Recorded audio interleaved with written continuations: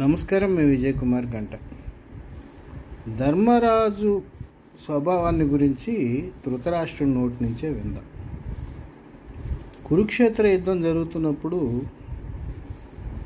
అక్కడ జరిగేటువంటి యుద్ధ విశేషాలన్నింటినీ కూడా సంజయుడు ధృతరాష్ట్రుడికి తెలియజేస్తాడు. నిజానికి కౌరవ పాండవ యుద్ధాన్ని నియంత్రించేందుకు సంజయుడు 10 పర్యాయాలు రాయబారం చేస్తాడు. సరే, యుద్ధ విశేషాలను చెప్తూ ధృతరాష్ట్రుడిని సంజయుడు ఒక మాట అడుగుతాడు. నువ్వు చెప్తే యుద్ధం ఆపేమని ధర్మరాజు యుద్ధం ఆపేస్తాడు కానీ. దాంతో ఆయన అంటాడు, పోయి పిచ్చి సంజయ, నేను చెప్తే ధర్మరాజు యుద్ధం ఆపుతాడు, కానీ వాడు రాజ్యకాంక్షాపరుడు, మరో రకంగా కురువంశంలో చిచ్చు పెడతాడని.